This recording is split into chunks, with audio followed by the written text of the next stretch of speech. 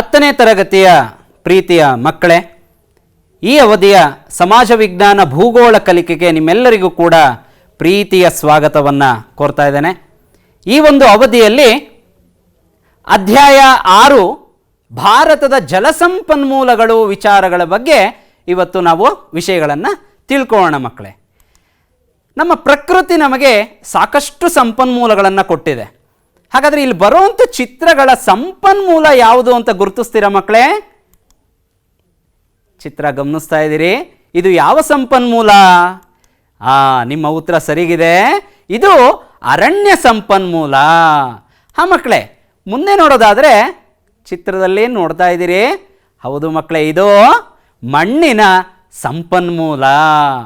ಮಕ್ಕಳೇ, ಮುಂದಿನ ಚಿತ್ರ ಗಮನಿಸೋಣ, ಅದು ಯಾವ ಸಂಪನ್ಮೂಲ ಅಂತ ಗುರುತಿಸೋಣ. ಬಂಗಾರದ ಚಿತ್ರ ನೋಡ್ತಾ ಇದ್ದೀರಾ ಮಕ್ಕಳೇ? ಇದನ್ನು ನಾವು ಯಾವ ಸಂಪನ್ಮೂಲ ಅಂತ ಗುರುತಿಸ್ಬೋದು? ನಿಮ್ಮ ಉತ್ತರ ಸರಿ ಇದೆ, ಅದು ಖನಿಜ ಸಂಪನ್ಮೂಲ. ಮಕ್ಕಳೇ, ಇದು ಯಾವ ಸಂಪನ್ಮೂಲ ಅಂತ ಹೇಳ್ಬೋದಲ್ವಾ? ನೀರು ಹರಿತಾ ಇದೆ. ನಿಮ್ಮ ಉತ್ತರ ಸರಿ ಇದೆ ಮಕ್ಕಳೇ, ಇದು ಜಲ ಸಂಪನ್ಮೂಲ. ಮಕ್ಕಳೇ, ಇವತ್ತು ನಮ್ಮ ಈ ಅವಧಿಯಲ್ಲಿ ಭಾರತದ ಜಲಸಂಪನ್ಮೂಲಗಳ ಕುರಿತಾದ ಈ ಅಂಶಗಳನ್ನು ತಿಳಿಯೋಣ. ಜಲಸಂಪನ್ಮೂಲಗಳ ಪ್ರಾಮುಖ್ಯತೆ ಏನು? ಭಾರತದ ಪ್ರಮುಖ ನದಿಗಳು ಯಾವ್ಯಾವುದು? ನೀರಾವರಿ ಅದರ ಅರ್ಥವೇನು?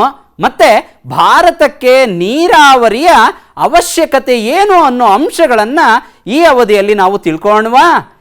ನೀವು ಕೂಡ ಇಲ್ಲಿ ಬರುವಂಥ ಪ್ರಮುಖ ಅಂಶಗಳನ್ನು ಬರ್ಕೊಂಡು ಒಂದು ನಕ್ಷೆಯೊಂದಿಗೆ ಸಿದ್ಧವಾಗಿದ್ದರೆ ನಿಮ್ಮ ಕಲಿಕೆ ಇವತ್ತು ಯಶಸ್ವಿ ಆಗುತ್ತೆ ಮಕ್ಕಳೇ. ಈ ಜಲಸಂಪನ್ಮೂಲಗಳ ಪ್ರಾಮುಖ್ಯತೆ. ನೀರು ಜೀವಜಲ ಅಂತ ಕರಿತೇವೆ. ಈ ಜೀವಜಲವನ್ನು ನಾವು ಯಾವುದಕ್ಕೆಲ್ಲ ಬಳಸ್ತೇವೆ? ಬಹಳ ಸುಲಭವಾದ ಪ್ರಶ್ನೆ. ನಮ್ಮ ದಿನನಿತ್ಯದ ಜೀವನದಲ್ಲಿ ಈ ನೀರಿನ ಬಳಕೆಯನ್ನು ನಾವು ಗಮನಿಸ್ತಾ ಇದ್ದೀವಿ. ಮಕ್ಕಳೇ, ಮೊದಲನೇದಾಗಿ ನಾವು ಹೇಳಲೇಬೇಕು, ನೀರನ್ನು ಕುಡಿಯಲು ಬಳಸ್ತೇವೆ. ಚಿತ್ರವನ್ನು ನೋಡ್ತಾ ಇದ್ದೀರಿ? 2, ಅಡಿಗೆ ಮತ್ತು ಸ್ವಚ್ಛತೆಗಾಗಿ ನಮಗೆ ಜಲ ಬೇಕಾಗತ್ತೆ. ಹೌದಲ್ವ ಮಕ್ಕಳೇ? ಹಾಗೆ ವ್ಯವಸಾಯ, ನಮಗೆ ಕೃಷಿ ಎಷ್ಟು ಪ್ರಾಮುಖ್ಯತೆ, ಆ ಕೃಷಿಗೆ ನೀರು ಬೇಕೇ ಬೇಕಾಗುತ್ತೆ. ಹಾಗೆ ವಿದ್ಯುತ್ ಶಕ್ತಿ ತಯಾರಿಕೆ, ನಮ್ಮ ಜೀವನದಲ್ಲಿ ಬೆಳಕನ್ನು ನೀಡುವಂತಹ ವಿದ್ಯುತ್ ಶಕ್ತಿ, ಅದರ ಬಳಕೆಗೂ ನೀರು ಬೇಕಾಗತ್ತೆ. ಮಕ್ಕಳೇ, ಅತಿ ಮುಖ್ಯವಾಗಿ ಕೈಗಾರಿಕೆಗಳು ನೋಡಿ, ಕೈಗಾರಿಕೆಗಳಿಗೂ ಕೂಡ ನೀರು ಬೇಕೇ ಬೇಕಾಗತ್ತೆ. ಇನ್ನು ನೌಕಾಯಾನ ಮತ್ತು ಮೀನುಗಾರಿಕೆ ಮಾಡಬೇಕಾದ್ರೆ ನಮ್ಮ ಜಲಸಂಪನ್ಮೂಲಗಳು ಅತ್ಯವಶ್ಯಕವಾಗಿ ಬೇಕಾಗುತ್ತೆ.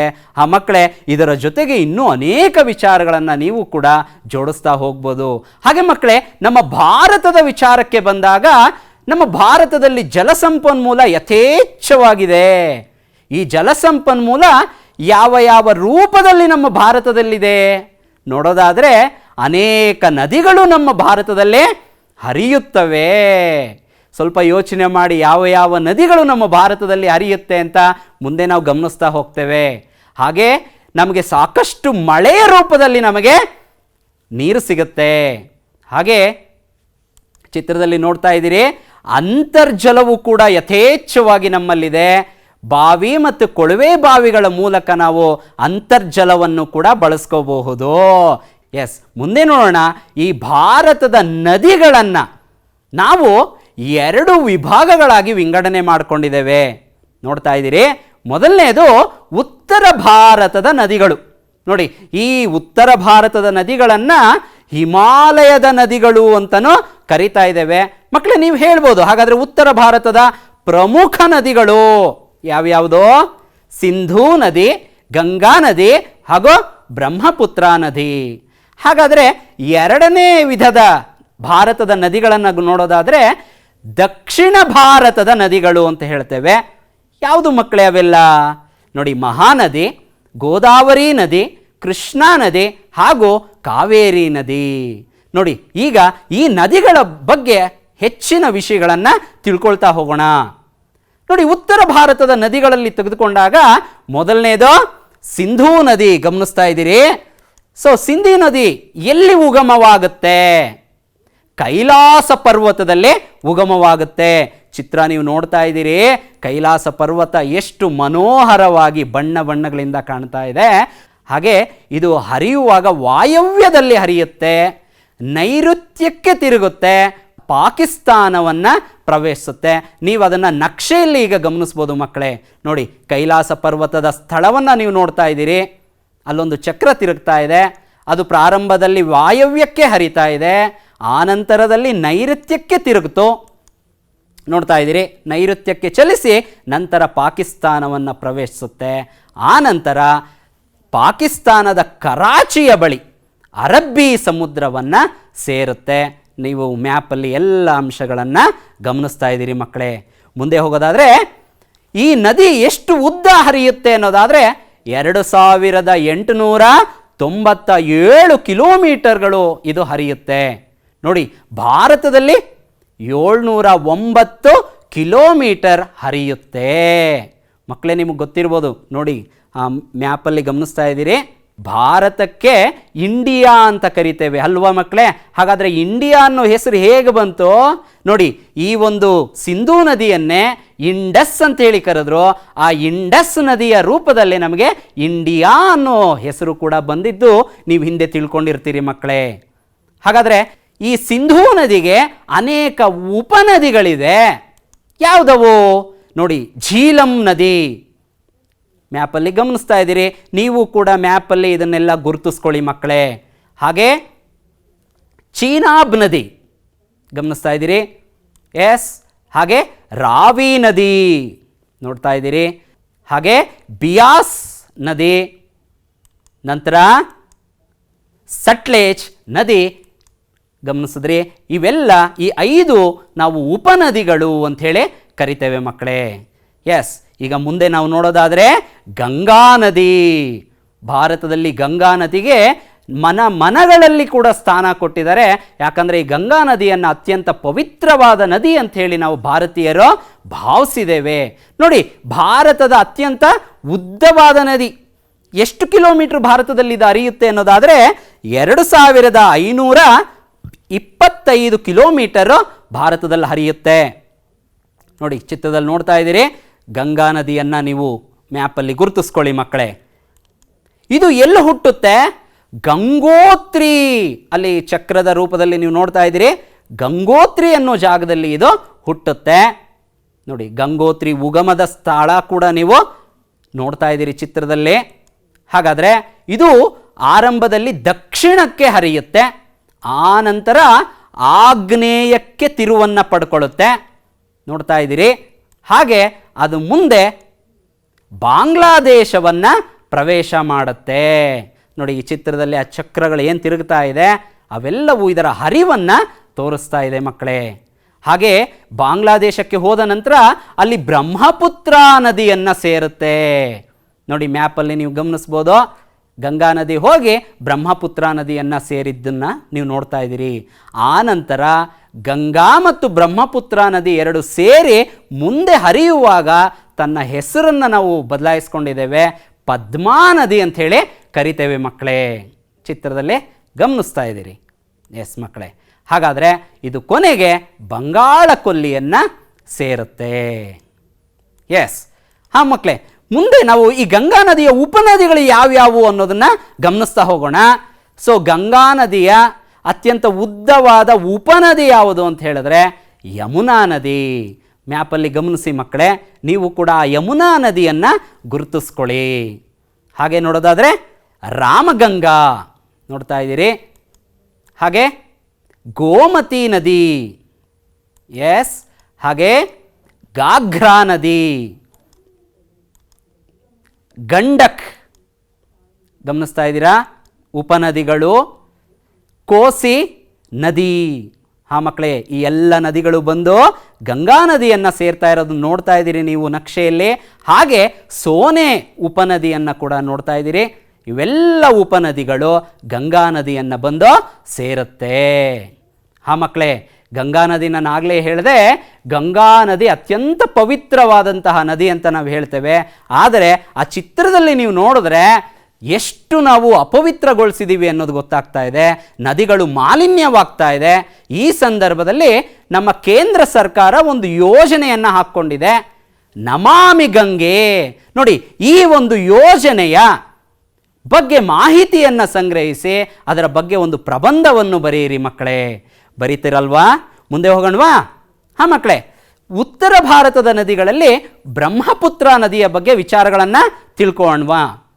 ನೋಡಿ, ಎಲ್ಲೂ ಹುಟ್ಟುತ್ತೆ ಬ್ರಹ್ಮಪುತ್ರ ನದಿ ಅನ್ನೋದಾದರೆ ಮಾನಸ ಸರೋವರದ ಸಮೀಪ ಚೆಮಯಂಗ್ಡಂಗ್ ಅಂತ ಒಂದು ಸ್ಥಳ ಇದೆ. ಇದು ಈಗಿನ ಟಿಬೆಟ್ನಲ್ಲಿ ಇರುವಂಥ ಸ್ಥಳ. ಈಗ ಅಲ್ಲೊಂದು ಚಕ್ರ ನೀವು ನೋಡ್ತಾ ಇದ್ದೀರಿ, ಅದೇ ಸ್ಥಳವನ್ನೇ ನಾವು ಚೆಮಯಂಗ್ಡಂಗ್ ಅಂತ ಹೇಳಿ ಹೇಳ್ತೇವೆ. ಅಲ್ಲೇ ಮಾನಸ ಸರೋವರ ಕೂಡ ಇದೆ. ಆ ಚಿತ್ರವನ್ನು ಕೂಡ ನೋಡ್ತಾ ಇದ್ದೀರಿ. ಎಷ್ಟು ಸ್ವಚ್ಛವಾಗಿರುವಂತಹ ಸರೋವರದ ದೃಶ್ಯ ಅಲ್ಲಿ ನೋಡಿ. ಈ ಒಂದು ಬ್ರಹ್ಮಪುತ್ರ ನದಿಯ ಹರಿವು ಅಲ್ಲಿಂದ ಆರಂಭವಾಯಿತು. ಮುಂದೆ ಅದು ಪೂರ್ವದ ದಿಕ್ಕಿನಲ್ಲಿ ಹರಿಯುತ್ತೆ. ನೋಡಿ, ನಕ್ಷೆಯಲ್ಲಿ ಗಮನಿಸ್ತಾ ಇದ್ದೀರಿ. ನೀವು ಕೂಡ ನಕ್ಷೆಯಲ್ಲಿ ಈ ನದಿಯನ್ನು ಗುರುತಿಸ್ತಾ ಹೋಗಿ. ಆ ನಂತರದಲ್ಲಿ ಅರುಣಾಚಲ ಪ್ರದೇಶ ನಮ್ಮ ದೇಶದೊಳಕ್ಕೆ ಹರಿವನ್ನು ಆರಂಭಿಸುತ್ತೆ. ಅಲ್ಲಿ ಒಂದು ಸಣ್ಣ ಕಂದರದ ಮೂಲಕ ಭಾರತವನ್ನು ಪ್ರವೇಶಿಸುತ್ತೆ. ಆ ಕಂದರದ ದೃಶ್ಯ ಕೂಡ ನೀವು ನೋಡ್ಬೋದು ಮಕ್ಕಳೇ. ಇಲ್ಲಿ ನೋಡ್ತಾ ಇದ್ದೀರಿ. ನೋಡಿ, ಈ ಒಂದು ಕಂದರದಲ್ಲಿ ತಿರುವನ್ನು ಪಡೆದು ಭಾರತದ ಅರುಣಾಚಲ ಪ್ರದೇಶವನ್ನು ಬ್ರಹ್ಮಪುತ್ರ ನದಿಯು ಹರಿಯುತ್ತೆ. ಎಸ್, ಆ ನಂತರದಲ್ಲಿ ಪಶ್ಚಿಮಕ್ಕೆ ಹರಿಯುತ್ತೆ. ನೀವೇ ನಕ್ಷೆಯಲ್ಲಿ ಗಮನಿಸ್ತಾ ಇದ್ದೀರಿ. ಆ ನಂತರ ಬಾಂಗ್ಲಾದೇಶದಲ್ಲಿ ದಕ್ಷಿಣಕ್ಕೆ ಹರಿಯೋದನ್ನು ನೀವಿಲ್ಲಿ ಗಮನಿಸ್ತಾ ಇದ್ದೀರಿ ಮಕ್ಕಳೇ. ಎಸ್, ಹಾಗೆ ನೋಡೋದಾದರೆ ನೋಡಿ, ನಾನು ಆಗಲೇ ಹೇಳಿದೆ ಗಂಗಾ ನದಿ ಜೊತೆಗೆ ಸೇರುತ್ತೆ, ಮುಂದೆ ಒಂದು ಹೆಸರು ಪಡ್ಕೊಳ್ಳುತ್ತೆ ಅಂತ ನಾವು ಈಗ ತಾನೇ ವಿಚಾರ ತಿಳ್ಕೊಂಡ್ವಿ. ಯಾವುದಾ ಹೆಸರು?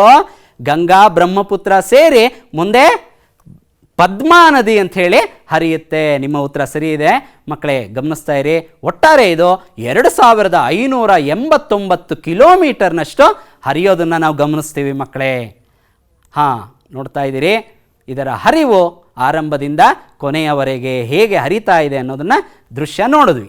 ಹಾಂ ಮಕ್ಕಳೇ, ಈಗ ದಕ್ಷಿಣ ಭಾರತದ ನದಿಗಳ ಬಗ್ಗೆ ತಿಳ್ಕೊಳ್ತಾ ಹೋಗೋಣ. ನೋಡಿ, ಇದನ್ನು ನಾವು ಪರ್ಯಾಯ ಪ್ರಸ್ಥಭೂಮಿಯ ನದಿಗಳು ಅಂತ ಹೇಳಿ ಕೂಡ ಕರಿತೇವೆ. ಈ ಬಹುತೇಕ ಈ ದಕ್ಷಿಣ ಭಾರತದ ನದಿಗಳು ಪಶ್ಚಿಮ ಘಟ್ಟಗಳಲ್ಲಿ ಉಗಮವಾಗುತ್ತೆ. ನೋಡಿ, ಚಿತ್ರವನ್ನು ಗಮನಿಸ್ತಾ ಇದ್ದೀರಿ. ಪಶ್ಚಿಮ ಘಟ್ಟಗಳು ಯಥೇಚ್ಛವಾದ ಜೀವ ವೈವಿಧ್ಯತೆಯನ್ನು ಹೊಂದಿರುವಂತಹ ಪ್ರಕೃತಿದತ್ತವಾದ ಒಂದು ಪ್ರಾಕೃತಿಕ ವಿಭಾಗ. ಇದರ ಸಂರಕ್ಷಣೆಯಿಂದ ಮಾತ್ರ ನಮ್ಮ ರಕ್ಷಣೆ ಸಾಧ್ಯವಾಗಿದೆ ಮಕ್ಕಳೇ. ಹಾಗಾಗಿ ಗಮನಿಸ್ತಾ ಹೋದರೆ ಇಲ್ಲಿ ಬರುವಂತಹ ಪ್ರಮುಖ ನದಿಗಳು ಮಹಾನದಿ. ನೀವು ನಕ್ಷೆಯಲ್ಲಿ ಕೂಡ ಗಮನಿಸ್ತಾ ಹೋಗಿ ಮಕ್ಕಳೇ. ನೀವು ಕೂಡ ನಕ್ಷೆಯಲ್ಲಿ ಆ ಮಹಾನದಿಯನ್ನು ಗುರುತಿಸ್ಕೊಳ್ಳಿ. ಎರಡನೆಯದು ಗೋದಾವರಿ. ನೋಡಿ, ಗೋದಾವರಿ ನದಿಯನ್ನು ಗುರುತಿಸ್ಕೊಳ್ಳಿ. ಹೌದು ಮಕ್ಕಳೇ.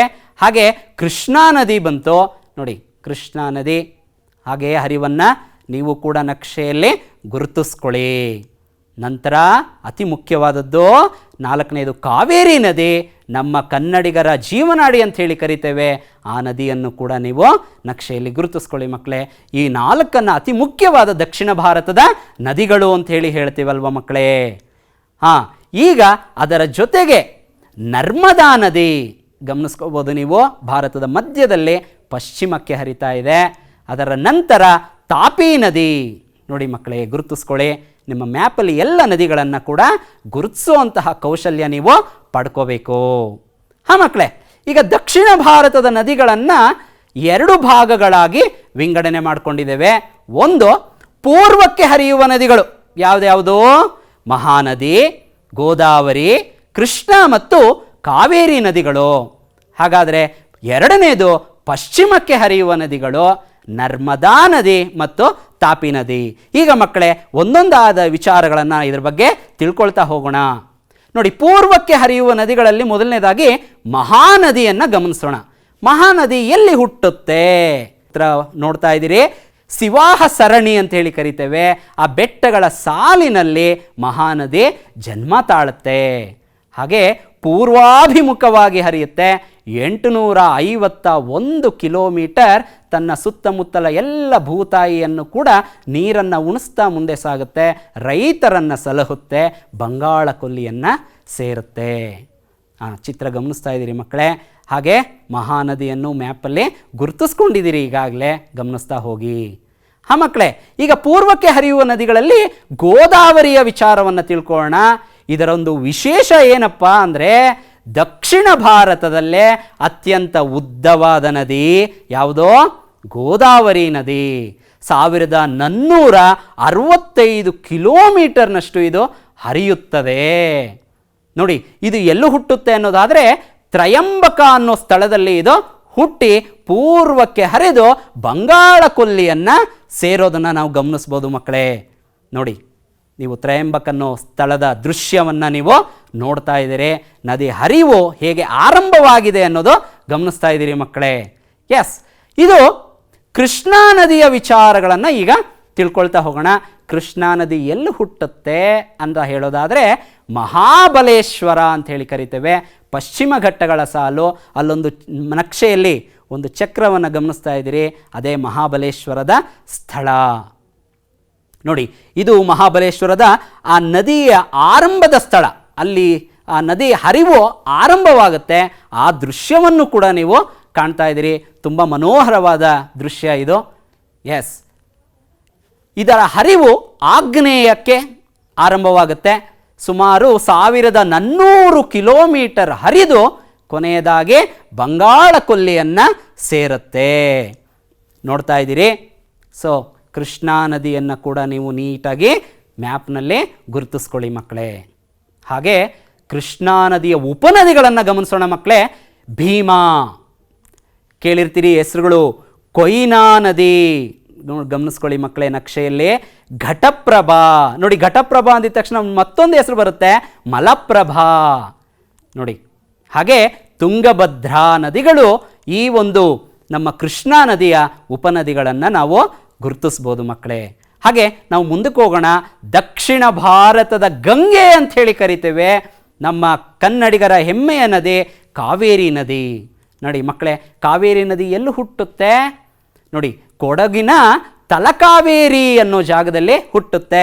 ನೀವು ನಕ್ಷೆಯಲ್ಲಿ ಗಮನಿಸ್ತಾ ಇದ್ದೀರಿ ತಲಕಾವೇರಿಯ ದೃಶ್ಯವನ್ನು ಕೂಡ ನೀವು ಕಾಣ್ತಾ ಇದ್ದೀರಿ. ಕಾವೇರಿ ನದಿಯ ಹರಿವು ಇಲ್ಲಿ ಆರಂಭವಾಗುತ್ತೆ. ಮಕ್ಕಳೇ, ನೀವೆಲ್ಲ ಎಷ್ಟೋ ಸಾರಿ ಈ ಒಂದು ಸ್ಥಳಗಳಿಗೆ ಪ್ರವಾಸ ಕೂಡ ಹೋಗಿರ್ತೀರಿ. ಮಕ್ಕಳೇ, ಮುಂದೆ ನೋಡೋಣ. ಈಗ ಒಂದು ಕಾವೇರಿ ಪೂರ್ವಕ್ಕೆ ಹರಿಯುತ್ತೆ, ಬಂಗಾಳ ಕೊಲ್ಲಿಯನ್ನು ತಲುಪುತ್ತೆ. ದೃಶ್ಯದಲ್ಲಿ ಕಾಣ್ತಾ ಇದ್ದೀರಿ. ಹಾಗೆ ಕಾವೇರಿ ನದಿಯ ಉಪನದಿಗಳನ್ನು ಗಮನಿಸ್ತಾ ಹೋಗೋಣ. ಹೇಮಾವತಿ ನದಿ, ಶಿಂಷಾ ನದಿ ನೋಡಿ ಗಮನಿಸಿ. ಎಸ್, ಹಾಗೆ ಕಬಿನಿ ನದಿ,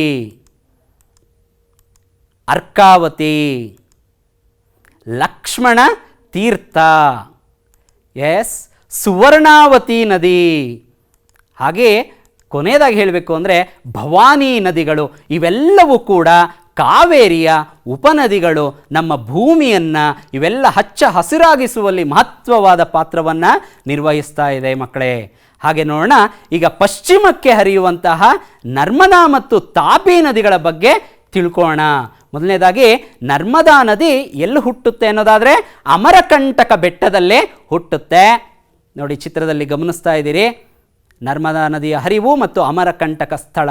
ಇದು ಮುಂದೆ ಹರಿಯುತ್ತಾ ಪಶ್ಚಿಮಕ್ಕೆ ಅಮೃತಶಿಲಾ ಕಂದರದಲ್ಲಿ ಹರಿತಾ ಅರಬ್ಬಿ ಸಮುದ್ರವನ್ನು ಸೇರುತ್ತೆ. ನೋಡಿ, ಅಮೃತಶಿಲಾ, ನೀವಾಗಲೇ ನಿಮಗೆ ನೆನಪು ಬರುತ್ತೆ. ಅಮೃತಶಿಲಾ ಅಂದಿದ ತಕ್ಷಣ ನಿಮಗೆ ತಾಜ್ ಮಹಲ್ ನೆನಪು ಬರ್ಬೋದು. ನೋಡಿ, ಅಂತಹ ಅಮೃತ ಶಿಲೆಗಳಿಂದ ಕೂಡಿದಂತಹ ಒಂದು ಸಣ್ಣ ಕಂದರದಲ್ಲಿ ಹರಿಯುತ್ತಾ ಅರಬ್ಬಿ ಸಮುದ್ರವನ್ನು ಸೇರುವಂತಹ ನದಿ ನರ್ಮದಾ ನದಿ. ಹಾಗೆ ಮಕ್ಕಳೇ, ತಾಪಿ ನದಿಯ ವಿಚಾರವನ್ನು ತಿಳ್ಕೊಳ್ತಾ ಹೋದರೆ ತಾಪಿ ನದಿ ಎಲ್ಲೂ ಹುಟ್ಟುತ್ತೆ? ಮೂಲ್ತಾಯ್ ಅನ್ನೋ ಸ್ಥಳದಲ್ಲಿ ಹುಟ್ಟುತ್ತೆ. ಅದರ ಹರಿವನ್ನು ಕೂಡ ನೀವು ನಕ್ಷೆಯಲ್ಲಿ ಗುರುತಿಸ್ಕೊಳ್ಳಿ ಮಕ್ಕಳೇ. ಇದು ಪಶ್ಚಿಮಕ್ಕೆ 724 ಕಿಲೋಮೀಟರ್ ಹರಿಯುತ್ತೆ. ಅಂತಿಮವಾಗಿ ಅರಬ್ಬಿ ಸಮುದ್ರವನ್ನು ಸೇರೋದನ್ನು ನೀವು ಗಮನಿಸ್ಬೋದು ಮಕ್ಕಳೇ. ಮಕ್ಕಳೇ, ಇನ್ನು ಪಶ್ಚಿಮಕ್ಕೆ ಹರಿಯುವಂತಹ ಚಿಕ್ಕ ಪುಟ್ಟ ನದಿಗಳು ಸುಮಾರಿದ್ದಾವೆ. ಅವು ಯಾವ್ಯಾವುದು ಅಂತ ಹೇಳೋದಾದರೆ ಸಬರ್ಮತಿ, ಮಾಂಡೋವಿ, ಜುವಾರಿ, ಬೇಡ್ತಿ ನದಿ, ಶರಾವತಿ, ಕಾಳಿ ನದಿ, ನೇತ್ರಾವತಿ, ಪೆರಿಯಾರ್, ಹೀಗೆ ಅನೇಕ ಸಣ್ಣ ಪುಟ್ಟ ನದಿಗಳು ಪಶ್ಚಿಮಕ್ಕೆ ಹರಿಯುತ್ತೆ. ಹಾಗೆ ಮುಂದೆ ಹೋಗೋಣವಾ? ಈಗ ನಾನು ಮೊದಲೇ ಹೇಳಿದೆ, ಈ ನದಿಗಳ ನೀರನ್ನು ನಾವು ನೀರಾವರಿಗೆ ಹೆಚ್ಚಾಗಿ ಉಪಯೋಗಿಸ್ತಾ ಇದ್ದೇವೆ. ಹಾಗಾದರೆ ನಮ್ಮ ಮುಂದೆ ಕಾಡುವಂಥ ಪ್ರಶ್ನೆ, ನೀರಾವರಿ ಅಂದರೆ ಏನು, ಅದರ ಅರ್ಥವನ್ನು ಈಗ ನಾವು ತಿಳ್ಕೊಳ್ಳೋಣ ಮಕ್ಕಳೇ. ನೋಡಿ, ಕೃಷಿ ಉದ್ದೇಶಕ್ಕೋಸ್ಕರ ಕೃತಕವಾಗಿ ನೀರನ್ನು ಪೂರೈಕೆ ಮಾಡುವುದೇ ನೀರಾವರಿ. ನಮ್ಮ ಭಾರತದ ಬೆನ್ನೆಲುಬು ನಾವು ಹೇಳ್ಬೋದು ಕೃಷಿ. ಆ ಕೃಷಿಗೆ ನಾವು ಕೃತಕವಾಗಿ ನೀರನ್ನು ಪೂರೈಸ್ತೀವಿ. ಇದನ್ನೇ ನಾವೇನಂತ ಕರಿತೀವಿ ಮಕ್ಕಳೇ? ನೀರಾವರಿ. ಈ ದೃಶ್ಯಗಳೆಲ್ಲ ನೀವು ಹಳ್ಳಿಗಳಲ್ಲಿ ನೋಡಿರ್ತೀರಿ, ನಿಮಗೆ ಇದೆಲ್ಲ ಸರ್ವೇ ಸಾಮಾನ್ಯವಾಗಿರುತ್ತೆ. ಇದನ್ನೇ ನಾವು ನೀರಾವರಿ ಅಂತ ಹೇಳಿ ಕರಿತೇವೆ.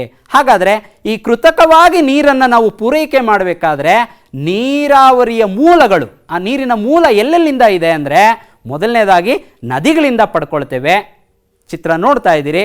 ಎರಡನೇದಾಗಿ ಹೇಳಬೇಕು ಅಂದರೆ ಜಲಾಶಯಗಳಿದೆ.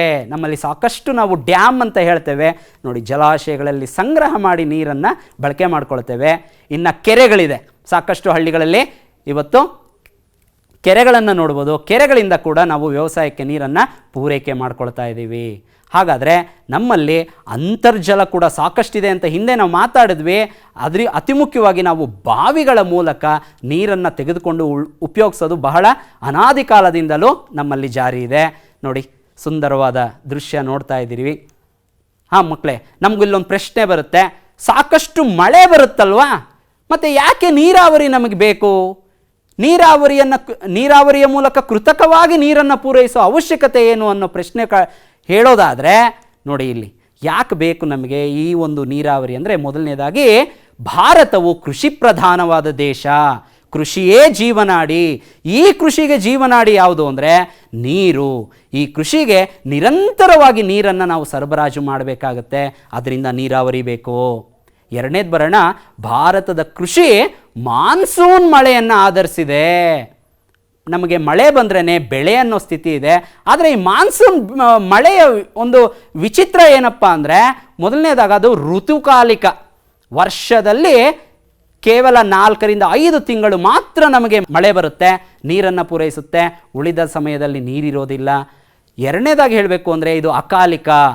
ಯಾವ ಸಂದರ್ಭದಲ್ಲಿ ಮಳೆ ಬರುತ್ತೆ, ಯಾವ ಸಂದರ್ಭದಲ್ಲಿ ಬರೋದಿಲ್ಲ ಅಂತಲೇ ಹೇಳಕ್ಕೆ ಬರೋದಿಲ್ಲ. ಆ ರೀತಿ ಒಂದು ಅಕಾಲಿಕವಾಗಿದೆ. ಇನ್ನು ಅಸಮಾನತೆ ಅಂದರೆ ನೀವು ಗಮನಿಸ್ಬೋದು ಮಕ್ಕಳೇ, ಕೆಲವು ಸ್ಥಳಗಳಲ್ಲಿ ಪ್ರವಾಹ ಆಗ್ತಾ ಇರುತ್ತೆ, ಅತಿವೃಷ್ಟಿ ಅಂತ ಕರಿತೇವೆ. ಅದೇ ಕೆಲವು ಸ್ಥಳಗಳಲ್ಲಿ ಮಳೆನೇ ಬಂದಿರೋದಿಲ್ಲ, ಬರಗಾಲ ಬಂದ್ಬಿಟ್ಟಿರುತ್ತೆ. ನೋಡಿ, ಈ ರೀತಿ ಅಸಮಾನತೆಯಿಂದ ಕೂಡಿದೆ. ಈ ಎಲ್ಲ ಸಮಸ್ಯೆಗಳು ಮಳೆಯಿಂದ ಸೃಷ್ಟಿ ಆಗ್ತಾ ಇದೆ. ಇದಕ್ಕೆ ಪರಿಹಾರ ಅಂದರೆ ನೀರಾವರಿ. ಹಾಂ ಮಕ್ಕಳೇ, ಮುಂದೆ ನೋಡೋದಾದರೆ ಕೆಲವು ಬೆಳೆಗಳಿದ್ದಾವೆ. ಉದಾಹರಣೆಗೆ ಭತ್ತ ಮತ್ತು ಕಬ್ಬು. ಈ ಒಂದು ಬೆಳೆಗಳಿಗೆ ಹೆಚ್ಚಿನ ಪ್ರಮಾಣದಲ್ಲಿ ಜೊತೆಗೆ ನಿರಂತರವಾಗಿ ನೀರು ಇರಲೇಬೇಕಾಗತ್ತೆ. ಹಾಗಾದರೆ ಮಳೆಯನ್ನು ಆಧರಿಸಿದ್ರೆ ಆಗತ್ತಾ? ಖಂಡಿತ ಇಲ್ಲ. ಆದ್ದರಿಂದ ನಮಗೆ ನೀರಾವರಿಯ ಅವಶ್ಯಕತೆ ಬೇಕೇ ಬೇಕಾಗತ್ತೆ. ಇನ್ನು ಕೊನೆಯದಾಗಿ ನೀವು ಚಿತ್ರದಲ್ಲಿ ನೋಡ್ತಾ ಇದ್ದೀರಿ, ಈ ಭತ್ತದ ಒಂದು ಬೆಳೆಗೆ ನೀರು ಸದಾ ನಿಂತಿರಬೇಕು. ಮಳೆಯನ್ನು ಆಧರಿಸಿದ್ರೆ ಸಾಧ್ಯನಾ ಮಕ್ಕಳೇ? ಯೋಚಿಸಿ. ಖಂಡಿತ ಇಲ್ಲ. ನಾವು ನೀರಾವರಿಯ ಮೂಲಕ ಕೃತಕವಾಗಿ ನೀರನ್ನು ಪೂರೈಕೆ ಮಾಡಬೇಕು ಮಕ್ಕಳೇ. ಇನ್ನು ಹೇಳಬೇಕು ಅಂದರೆ ನಾಲ್ಕನೇದಾಗಿ ಅಧಿಕ ಇಳುವರಿ ಬೇಕು, ಅಧಿಕ ಉತ್ಪಾದನೆ ಮಾಡಬೇಕು ಅಂದರೆ ಸದಾ ನೀರಿರಲೇಬೇಕು. ಸದಾ ನೀರಿರಬೇಕು ಅಂತ ಹೇಳಿದ್ರೆ ನೀರಾವರಿ ಬೇಕೇ ಬೇಕು. ಹಾಂ ಮಕ್ಕಳೇ, ಇವತ್ತು ಆ ನೀರಾವರಿಯ ವಿಧಗಳನ್ನು ಗಮನಿಸೋದಾದರೆ, ಈ ನೀರಾವರಿಯನ್ನು 3 ವಿಧಗಳಾಗಿ ವಿಂಗಡಣೆ ಮಾಡ್ಕೊಂಡಿದ್ದೇವೆ. ಒಂದು ಬಾವಿ ನೀರಾವರಿ, ಚಿತ್ರದಲ್ಲಿ ಗಮನಿಸ್ತಾ ಇದ್ದೀರಿ. ಹಾಗೆ 2 ಕಾಲುವೆ ನೀರಾವರಿ, ನೋಡಿ ಕಾಲುವೆಗಳ ಚಿತ್ರ ಗಮನಿಸ್ತಾ ಇದ್ದೀರಿ. 3 ಕೆರೆ ನೀರಾವರಿ, ಕೆರೆಯ ದೃಶ್ಯ. ಹೀಗೆ ನೀರಾವರಿಯಲ್ಲಿ 3 ವಿಧಗಳು ಇರೋದನ್ನು ಗಮನಿಸ್ತೇವೆ ಮಕ್ಕಳೇ. ಹಾಗಾದರೆ ಅದರ ಜೊತೆಗೆ ಇತ್ತೀಚೆಗೆ ಹನಿ ನೀರಾವರಿ ಅನ್ನೋದು ಕೂಡ ಸೇರ್ಕೊಂಡಿದೆ. ಜೊತೆಗೆ ಸಿಂಪಡಣೆ ನೀರಾವರಿ, ಸ್ಪ್ರಿಂಕ್ಲರ್ ಅಂತ ಹೇಳಿ ಕರಿತೇವೆ. ಆ ದೃಶ್ಯವನ್ನು ಕೂಡ ನೀವು ನೋಡ್ತಾ ಇದ್ದೀರಿ. ನಿಮ್ಮ ಹಳ್ಳಿಗಳಲ್ಲಿ ಎಲ್ಲ ದೃಶ್ಯಗಳನ್ನು ನೋಡ್ತಿರ್ತೀರಿ. ಸೊ ಡ್ರಿಪ್ ಇರಿಗೇಷನ್ ಮತ್ತು ಸ್ಪ್ರಿಂಕ್ಲರ್ ಅನ್ನೋ ಪದಗಳನ್ನು ನಾವು ಬಳಕೆ ಮಾಡುವಂಥದ್ದು. ಈ ಒಂದು ಅವಧಿಯಲ್ಲಿ ಜಲಸಂಪನ್ಮೂಲಗಳ ಪ್ರಾಮುಖ್ಯತೆ, ಭಾರತದ ಪ್ರಮುಖ ನದಿಗಳು, ನೀರಾವರಿಯ ಅರ್ಥ, ಭಾರತಕ್ಕೆ ನೀರಾವರಿಯ ಅವಶ್ಯಕತೆಗಳು ಏನು ಅನ್ನೋದನ್ನು ತಿಳ್ಕೊಂಡಿದ್ದೀವಿ. ಉಳಿದ ವಿಚಾರಗಳನ್ನು ನಾವು ಮುಂದಿನ ಅವಧಿಯಲ್ಲಿ ತಿಳ್ಕೊಳ್ಳೋಣ. ಇಲ್ಲಿಯವರೆಗೂ ಕಲಿತಂತಹ ವಿಚಾರಗಳು ಯಾವ ರೀತಿ ಸಫಲವಾಗಿದೆ ಅನ್ನೋದಕ್ಕೆ 1-2 ಪ್ರಶ್ನೆಗಳಿಗೆ ಉತ್ತರವನ್ನು ಗಮನಿಸೋಣ ಮಕ್ಕಳೇ. ನಿಮ್ಮ ಮುಂದೆ ಬಹು ಆಯ್ಕೆಯ ಪ್ರಶ್ನೆಗಳಿವೆ. ಭಾರತದ ಉದ್ದವಾದ ನದಿ ಎ ಸಿಂಧೂ ನದಿ, ಬಿ ಬ್ರಹ್ಮಪುತ್ರ ನದಿ, ಸಿ ಗಂಗಾ ನದಿ, ಡಿ ಗೋದಾವರಿ ನದಿ. ಮಕ್ಕಳೇ ಯೋಚನೆ ಮಾಡಿ, ಭಾರತದ ಉದ್ದವಾದ ನದಿ ನಿಮ್ಮ ಆಯ್ಕೆ? ಎಸ್, ಉತ್ತರ ಸಿ ಗಂಗಾ ನದಿ ಸರಿಯಾದ ಉತ್ತರ. ಮಕ್ಕಳೇ, ಬಿಟ್ಟಿರುವ ಸ್ಥಳಗಳಿಗೆ ಸೂಕ್ತ ಪದಗಳನ್ನು ತುಂಬಿಸುವಂಥ ಕೆಲಸವನ್ನು ಈಗ ಮಾಡೋಣ. ಮೊದಲನೇದಾಗಿ ಸಿಂಧೂ ನದಿಯ ಉಗಮ ಸ್ಥಳ ಡ್ಯಾಶ್. ಉತ್ತರ ಕೈಲಾಸ ಪರ್ವತ. ಮಕ್ಕಳೇ, ದಕ್ಷಿಣ ಭಾರತದಲ್ಲೇ ಅತ್ಯಂತ ಉದ್ದವಾದ ನದಿ ಯಾವುದು ಅಂತ ಹೇಳೋದಾದ್ರೆ ಉತ್ತರ ಯೋಚಿಸಿ. ಎಸ್, ಉತ್ತರ ಗೋದಾವರಿ ನದಿ. ಮೂರನೇದು ಮಕ್ಕಳೇ, ಗಂಗಾ ನದಿಗೆ ಬಂದು ಸೇರುವ ಉದ್ದವಾದ ಉಪನದಿ ಡ್ಯಾಶ್. ಉತ್ತರ ಸಿಕ್ತಲ್ವಾ? ಯೋಚಿಸಿದ್ರಲ್ವಾ?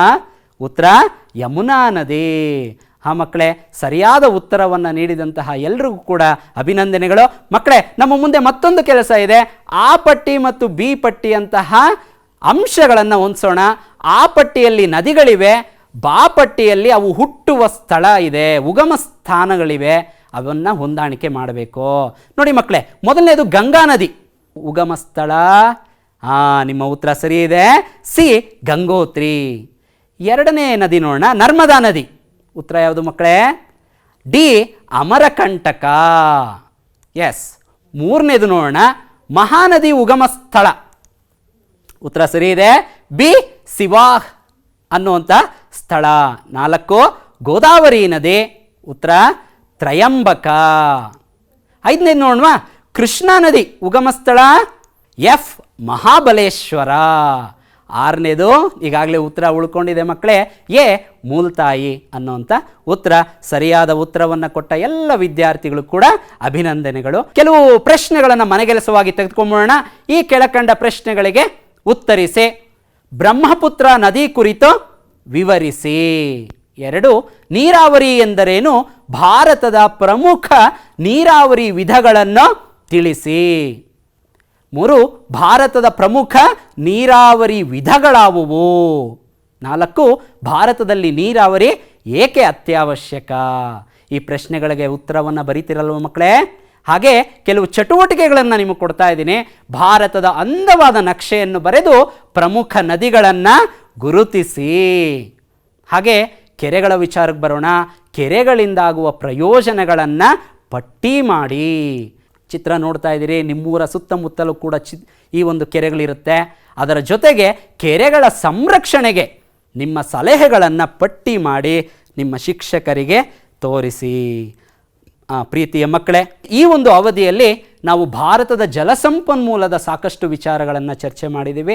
ಮುಂದಿನ ಅವಧಿಯಲ್ಲಿ ಈ ಒಂದು ನೀರಾವರಿಯ ವಿಧಗಳು ಮತ್ತು ವಿವಿಧೋದ್ದೇಶ ನದಿ ಕಣಿವೆ ಯೋಜನೆಗಳು ಭಾರತವನ್ನು ಹೇಗೆ ಸಮೃದ್ಧಿಗೊಳಿಸ್ತಾ ಇದೆ ಅನ್ನೋ ವಿಚಾರಗಳನ್ನು ತಿಳ್ಕೊಳ್ಳೋಣ. ನಿಮ್ಮೆಲ್ಲರಿಗೂ ಕೂಡ ಶುಭವಾಗಲಿ. ಧನ್ಯವಾದಗಳು ಮಕ್ಕಳೇ.